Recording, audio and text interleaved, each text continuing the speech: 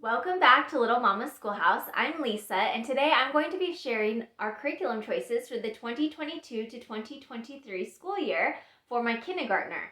And this is my third time teaching kindergarten, and I love teaching kindergarten. It is definitely one of my top favorite grades to teach so far. Okay, so first off, we will be doing The Good and the Beautiful Simply Math Level K. And this has recently become a free download. So that is just so awesome of The Good and the Beautiful to do that. Anyways, so we will be doing this math.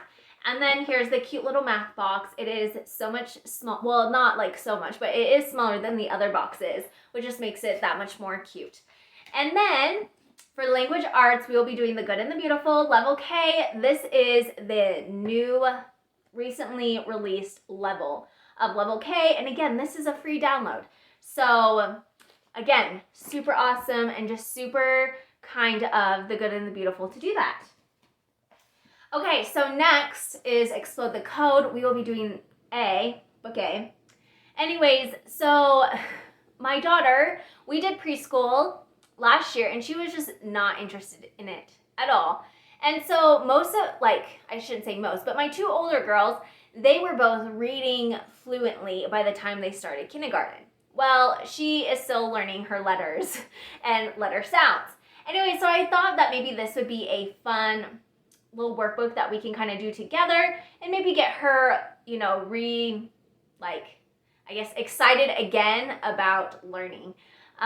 So I picked this up for her, and we will probably be starting that here in the next couple of weeks before we start her Level K book.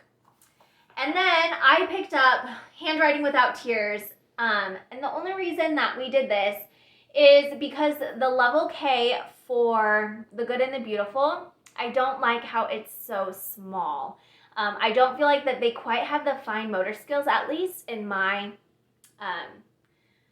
with my kids. I just don't feel like that they are ready to write that small yet. Anyway, so I did this with my oldest, and I didn't love it by any means. And I was really excited when we got to move on to Level 1 of The Good and the Beautiful handwriting. But then they had the Level K for my second grader, and so she did that book. And her handwriting, it took her longer to get what I consider pretty handwriting.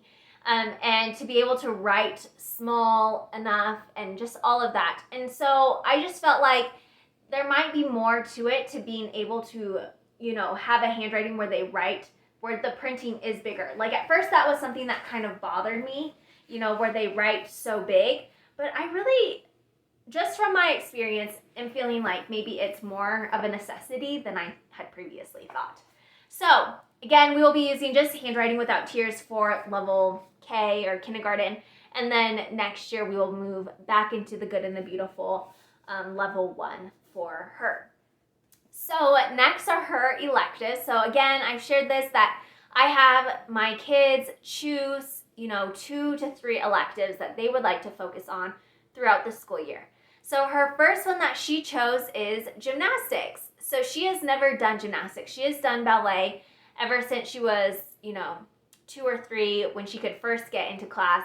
That is when she started ballet, and most of it was just because she had sat kind of poorly as a toddler, and so she was a little bit pigeon-toed. And so my brother-in-law, who's a chiropractor, I was taking her to him, and he just suggested getting her into just a really good ballet program to strengthen those muscles to kind of help them churn back out.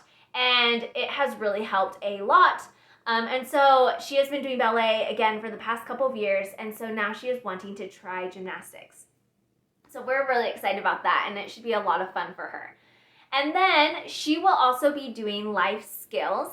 I do this for all of my kindergartners. I have them do that as their elective, and that is just learning the basics of picking up after themselves, how to make their bed, making sure that they're making their bed, in the mornings. And just, again, some basic cooking skills. We bake cookies together. They may help a little bit more with meal prep, that type thing. I try to get them, if I'm out in the garden, I try to get them to come over maybe a little bit more often than I, usually ask of my children, because most of the time I just work in the garden myself. but I tried to make sure, involve them, I guess I should say, in more of the processes of just those life skills of cleaning. I'm cleaning the bathroom, call them in, show them how to wipe this down or do that. And anyway, so that is just something that I just do with them in kindergarten. And just make sure that, we are learning those basics when they are still young. And then second off is arts and crafts.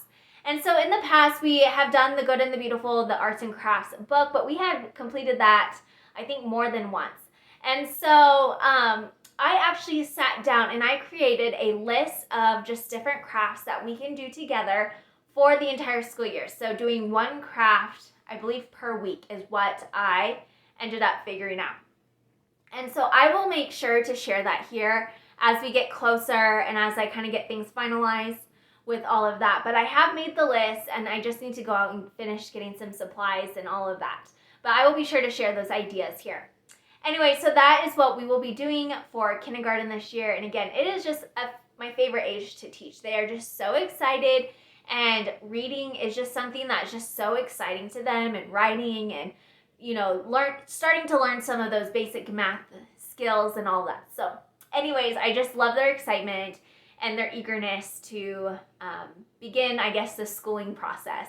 So anyways, thanks again for being here today, and I will see you again next time.